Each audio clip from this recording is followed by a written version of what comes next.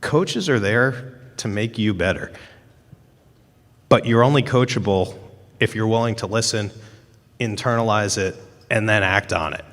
So take it in, figure out what that means to you, and then do something with it.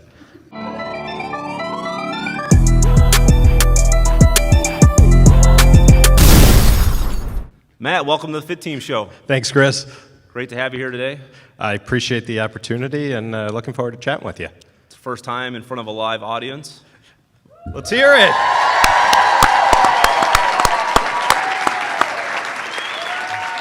A little different experience having a few hundred people here instead of just a couple people in our studio. Oh, for sure. This is great, though.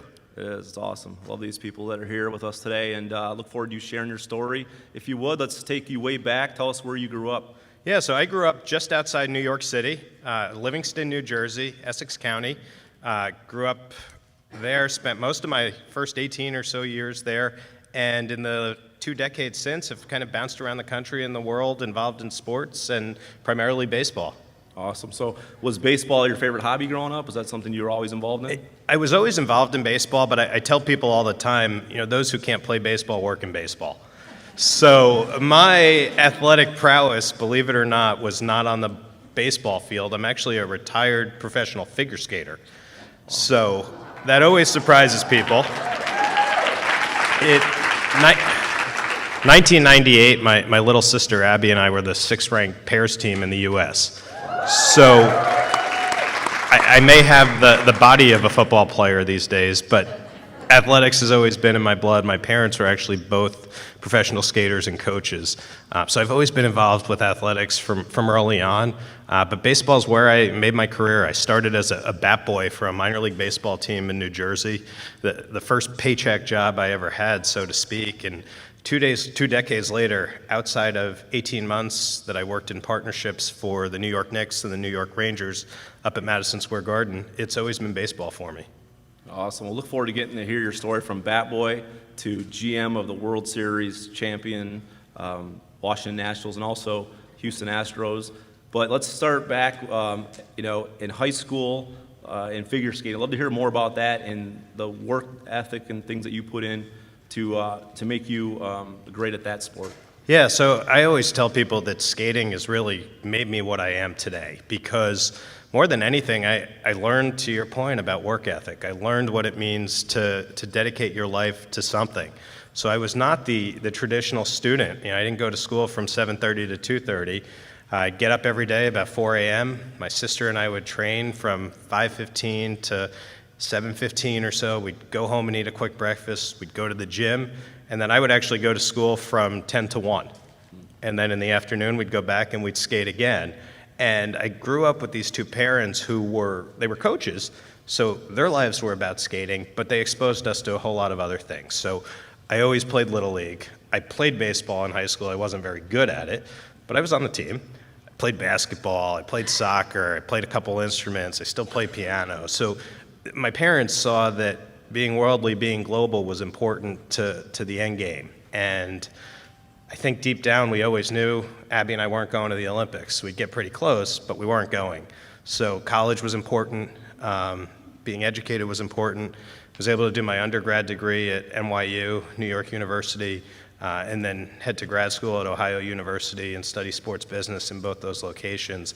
But I really believe that it goes back to skating. It goes back to the dedication of 5 a.m. to 5 p.m. every day, outside of those 3 hours in school, focusing on something and learning that being a dedicated skater correlated with making sure I clean my room at home. If I couldn't keep my room clean, I couldn't organize my life, I couldn't organize the way I worked out in the morning, something was amiss. If I wasn't pouring my heart into baseball, I probably couldn't pour it into skating either. So it taught us dedication, taught me that failure was okay.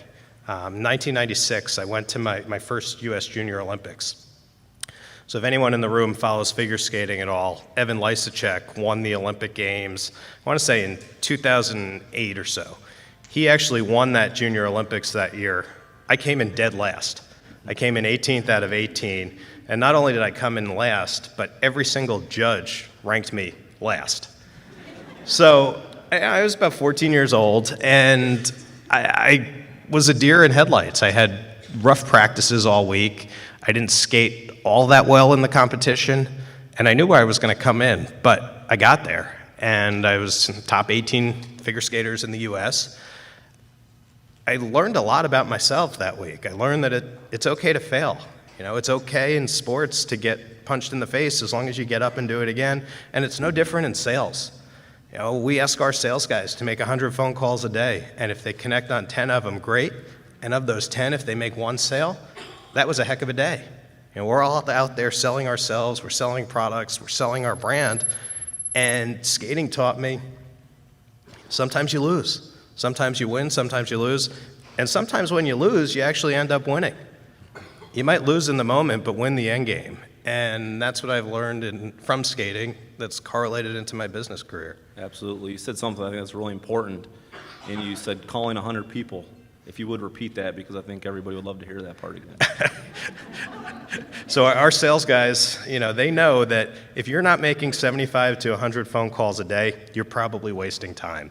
And everybody knows that if you call 100 people, maybe you connect on 25, you have substantive discussion with 10, and you close one sale a day. Excuse me. But if you're closing that one a day, and you're asking for referrals, and you're speaking to those salespeople's friends, that one sale, that one lead can become 10 sales the next week. So we look at sales like a tree. And from that tree, leads and sales and opportunities all branch out.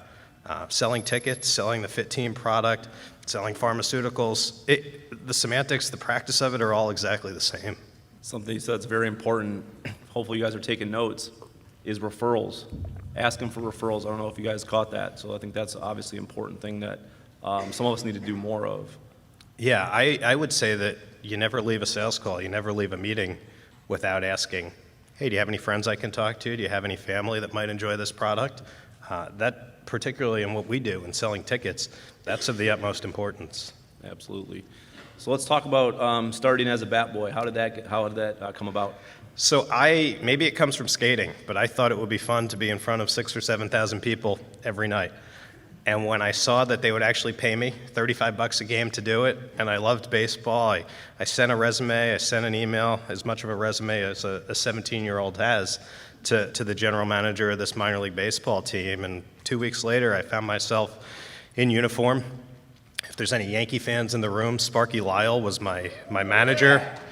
So I was reporting to Sparky Lyle. I was picking up bats on the field. I was eating dinner with a bunch of 25 professional athletes every night, and really just having a blast. And I had originally thought about going to school to be a journalist, probably a sports journalist.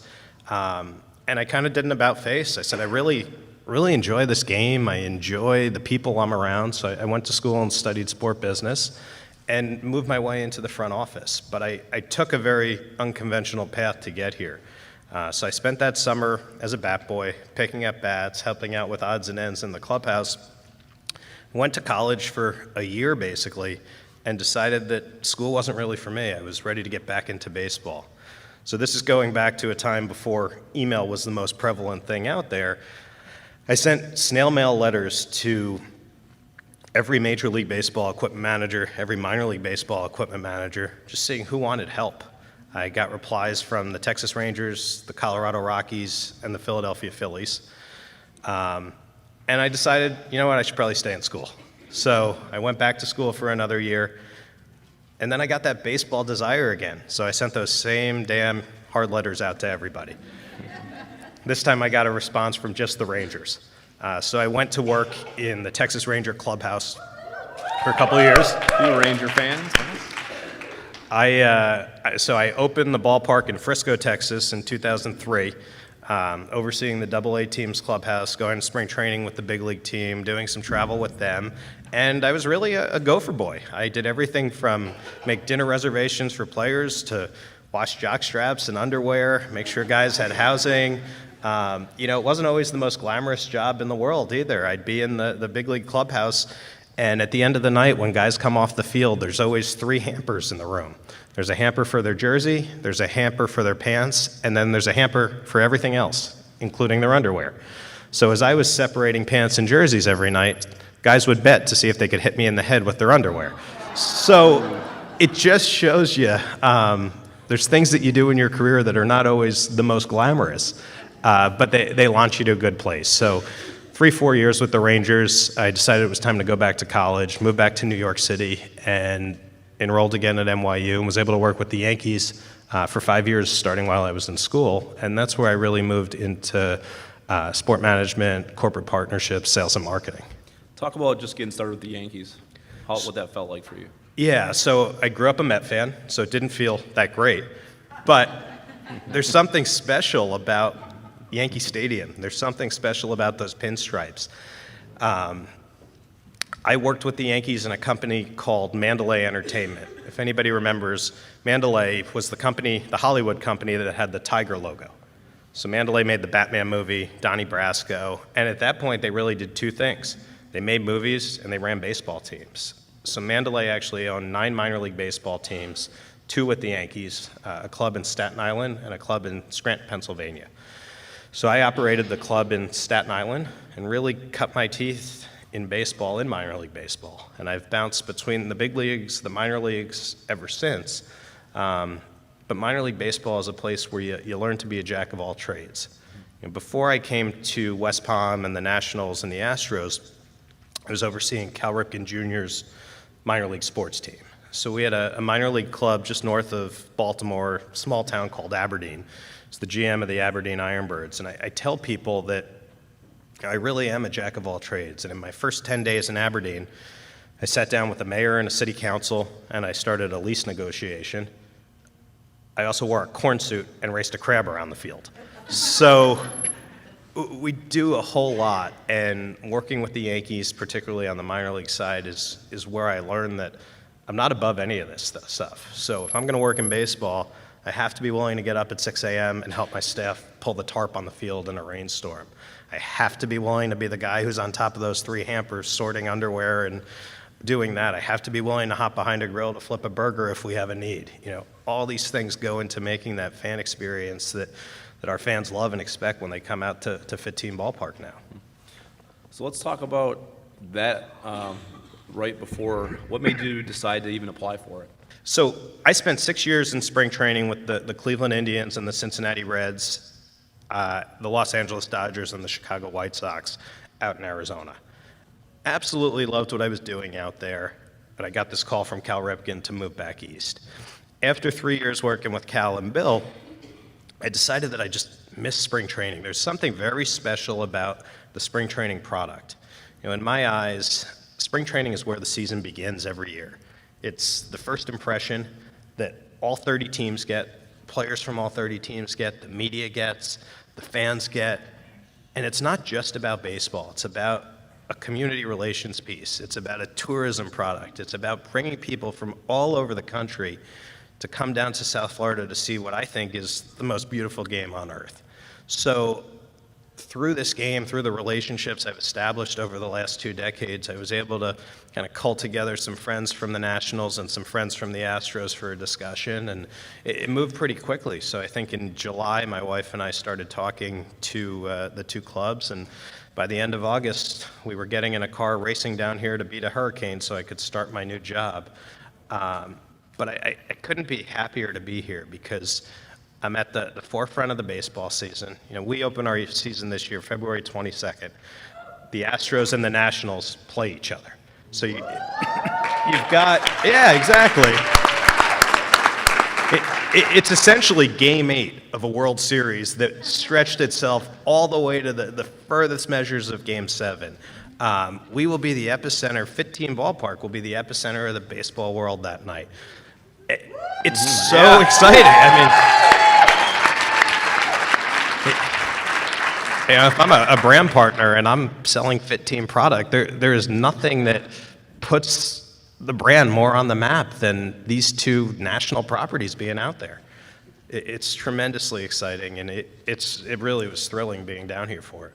So Matt's been here a few months, and he's, you know, we have the Astros here and we have the Nationals here, obviously at our ballpark, and both go to the World Series, and the only thing they have in common is this guy right here, and FITTEAM, all right? It's the only thing they have in common. They brought a new GM in and FITTEAM, right? It's the only thing that those two teams have in common, both in the World Series. Talk about coming on board and maybe the beginning of the playoffs. For sure. So I got here, and you take a job, and you always think about the what ifs. And when I was mulling the decision, did I want to come out here or not? Both teams were in the position to get into the playoffs, but you didn't know where it was going to go. When I got here, the Nationals had just been through a little bit of a downstretch in the season. They secured the wild card, but that wild card team traditionally is not the forefront, the winner to win the World Series. I remember October 1, the wild card game. Some of us were watching as a staff, some of us were home watching. And to see that team, to see Juan Soto basically be the MVP of that game, to see the Nationals win what amounted to their first ever postseason series was special. I don't think we realized the magic that was yet to come, though. So to knock off the LA Dodgers for, I want to say, the second time in 3 years, to go on and sweep the St. Louis Cardinals, and then to get to the World Series, and to do it before the Astros, the club that everybody said was the forefront favorite to win the whole thing. Then you watch the Astros, and they take on the Rays here in Florida. That goes to 5 games. Then they take on the Yankees, the behemoth in the ALCS. And lo and behold, they get to this World Series. For me personally, it validated 2 decades of baseball career. So I had never been with a club that got to the World Series. All those years with the Yankees were their so-called down years. Never got to a World Series. I get here, and a month and a half in, I'm going to games in Houston, I'm going to games in D.C., and it really validated my whole career. What I couldn't be more excited about, though, is what that means for next season. The press, the attraction, the amount of excitement that's going to be on West Palm Beach, on FITTEAM, on the ballpark is unprecedented. It launches us into a whole new stratosphere heading into spring training of 2020. Absolutely. Absolutely.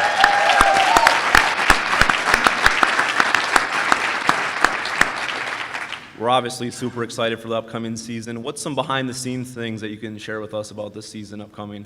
So we're doing a lot of work at the ballpark. I think that when a team wins a World Series, they want to make sure that that's known. So the Nationals have a good amount of signage coming in. We're revamping our food and beverage operation. I just bought a 2,000-pound smoker. I bought a new pizza oven. So we're doing some things that are fun. We've got a couple new mascots that will live with us down here in South Florida. So the racing presidents up in Washington, D.C., that everyone knows at Nats Park, 3 of them have actually retired and moved to South Florida. So they'll be here with us 12 months a year out at community events and things. And Orbit, our Houston Astros mascot, Orbit's cousin Gizmo, moved down to South Florida as well. So Gizmo will be out and about and available to help grow the brand too. It's going to be a lot of fun for families and their kids. So look forward to seeing all you guys come visit us this spring, right?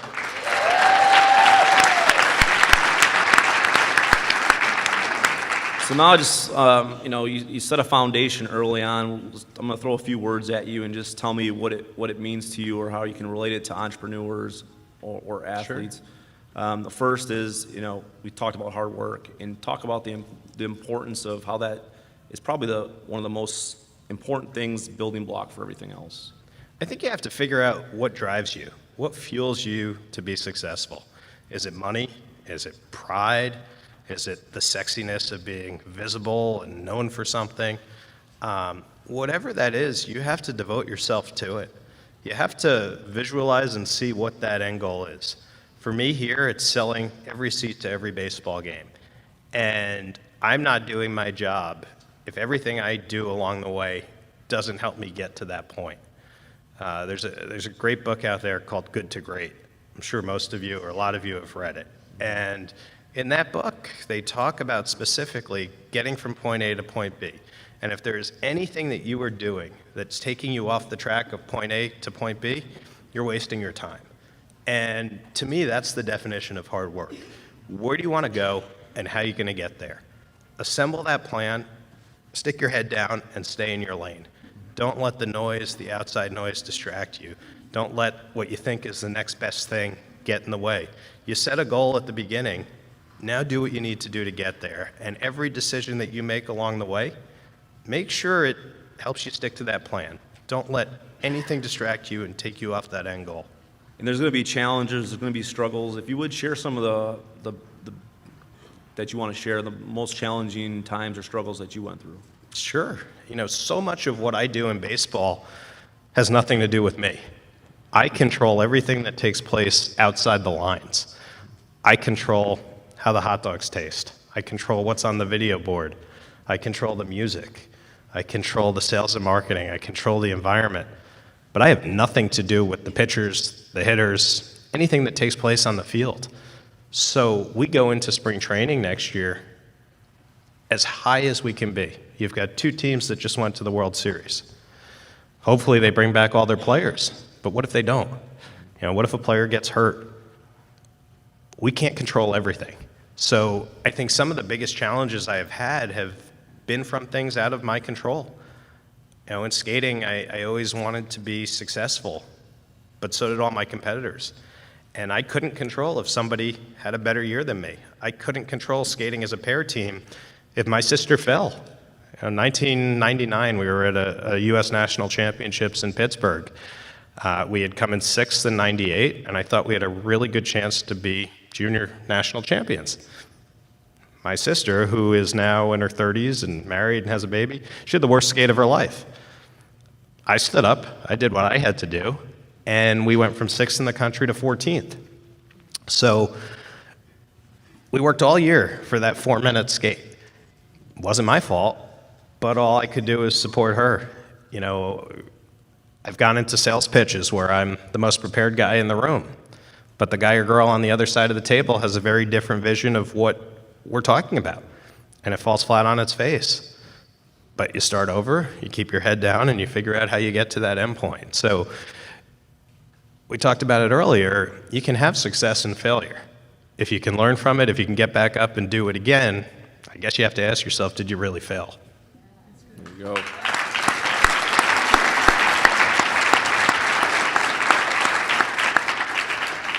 So accomplishment, what's some of the things that you're most proud of today? Well, I've got my wife and my son. So my wife is, she's significantly smarter than I am. She's an English PhD. She's full-time faculty at Towson University, who has very generously traveled with me throughout my baseball career. We've got a 2-year-old named Jonah, who's the pride of my life. But outside of the personal family life, I would say that a lot of the people that have worked for me have gone on to do great things. My assistant in Arizona with the Dodgers is now basically the right hand to Magic Johnson at Dodger Stadium. Guys that I've worked with are chief revenue officers of NBA and NHL teams. It's really nice when you can see somebody go on to be even better than you were. It's nice when you can tell someone, hey, I don't think you're in the right career field. Why don't you try something else? And then you watch them go on and become a great insurance salesman.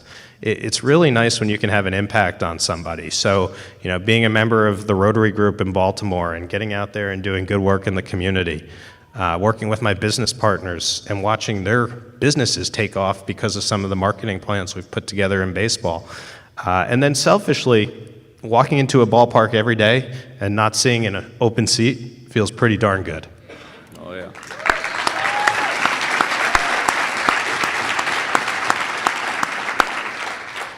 What goals do you have for the future? Yeah, so I think that while I'm down here in Florida, and I'll tell you, my goal was always to move to a place where when I retired, I didn't have to move again. So hopefully I'm here to stay, but we've got 3 goals at FITTEAM Ballpark. One is to be an affordable source of entertainment for local families.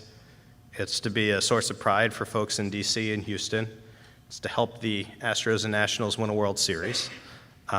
2 is to help our business partners grow, to help them take off and get to the next level. And 3rd, and most importantly, it's to take the FITTEAM Ballpark brand and make it the most active and engaged community partner out there. So, Yeah. Clap for that.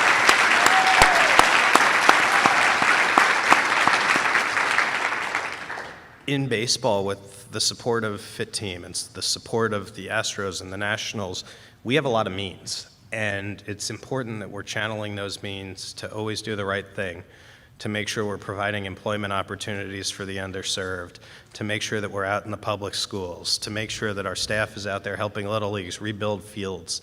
I've got 25 full-time groundskeepers. we have an expertise level that we can offer the community, and we have to make sure we're doing that. That's great. Give him a hand with that one. Absolutely. So a couple more tough questions, and then we'll go to some final words. What do you think it is that separates the good from the great? I think that everybody has some good in them, and everybody has the possibility in them to be great. But it's the hard workers, it's the principled individuals, it's the people that aren't afraid to back down from a challenge that can truly be great. And it's practicing your skill set. Everyone's got that good skill set, but it's practicing and honing in on those skills to make yourself great. So I'll tell you that when I started my career, I was not a real organized individual. I got a business coach who taught me how to structure out my day, who taught me how to run a file cabinet. Believe it or not, there are people that you can pay who will teach you how to set up a file cabinet. And that helped me focus on what I was good at, which was selling a baseball product, which was marketing a baseball product, which was developing a young staff. So figure out where you need your help, focus on that, and then take your skill set that you're really proficient in and make sure that that's what takes you to the next level. Good. Come on. Clap.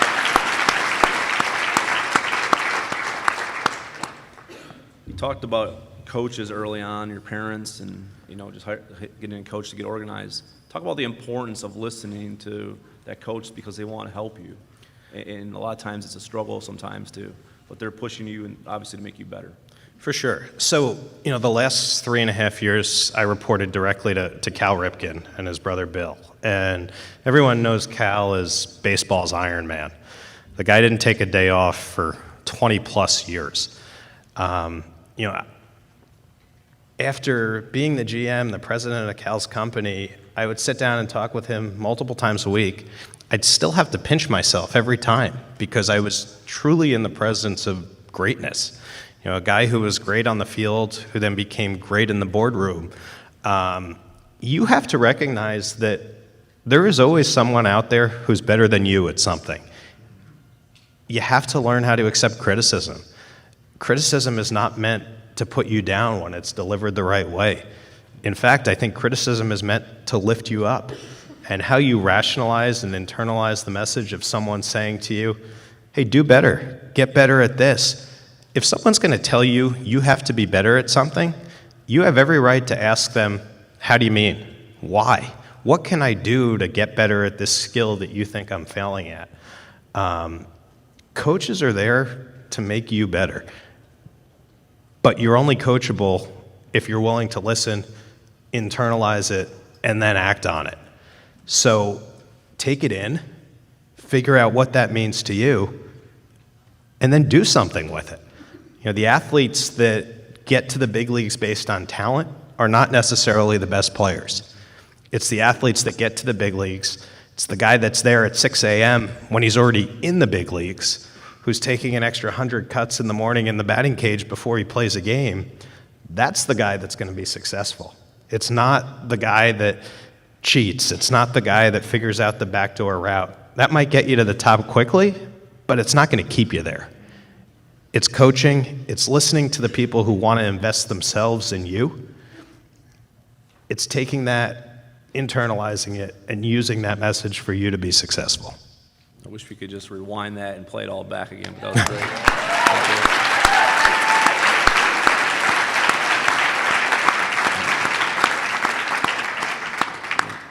That was awesome. Well, let's touch on leadership real quick. Leadership is, I believe it's like leading by example, it's influence, it's action, it's doing things with integrity. And anybody here has I believe, the possibility to be a great leader. And some of the things you just mentioned with coaching, it's not always that person has the most talent. Talk about how leaders make other people better. So I think a true leader is someone who serves his or her staff. A true leader is someone who will step out of the way and let somebody else shine. And I know that if I devote my time and my energy to making my employees better than they actually are, it's going to make me look pretty good. So I hope my staff would say that I will bend over backwards to help get them to the next level. Because if they're successful, I'm successful. If they're doing their job, we're selling lots of tickets, we're grilling the best hot dogs in professional baseball, we're filling that ballpark and selling every seat to every game. And at the end of the day, the presidents of the Astros and the Nationals are going to come to me and say, damn, Matt, you did a really good job.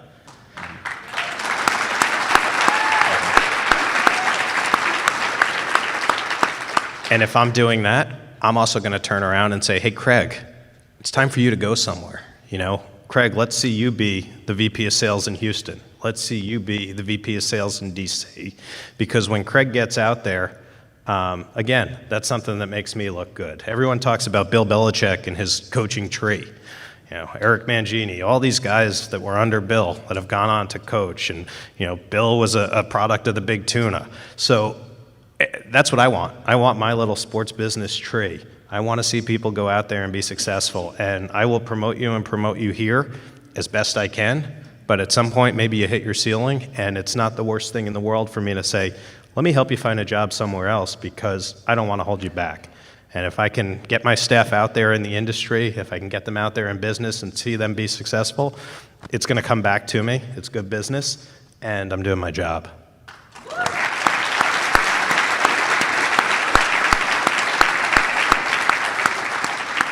You mentioned your parents and you mentioned Cal Ripken Jr. Is there anyone else that you want to mention that's helped you get to where you're at today? I'm sure there's a long list, but there's a few people you like to. Yeah, so I've got two really good mentors in sports. One guy is a gentleman named Jeff Overton, and Jeff is the president of LA Dodgers and Chicago White Sox spring training.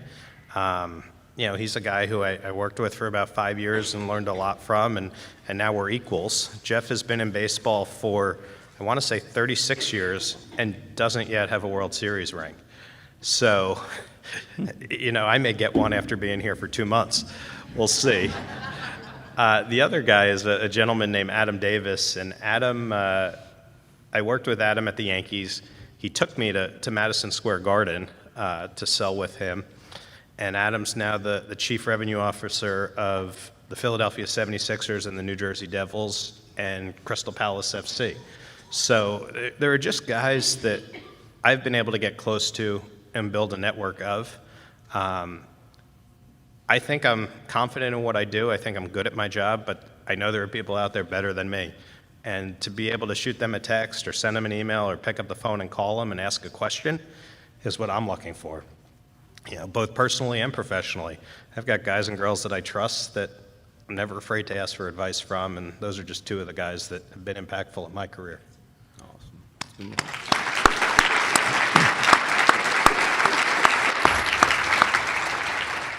So anyone getting started as an entrepreneur, as an athlete, what advice do you have for them?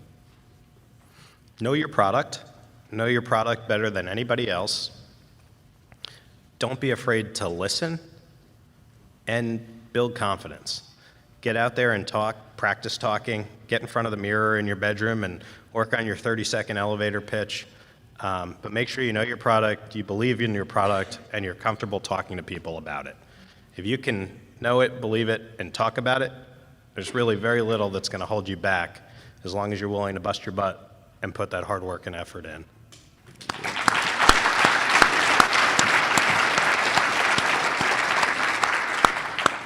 So I have one last question. I think we've thrown out the first pitch at the Astros-Nationals game, so hopefully we'll be back for some first pitches this season. We'll get you out there for sure. All right, now some of these brand partners want to do that, right? Yeah, we got one over there. All right. Matt, thanks so much for coming on the FITTEAM show. Thanks, Chris. Pleasure to have you here. All right.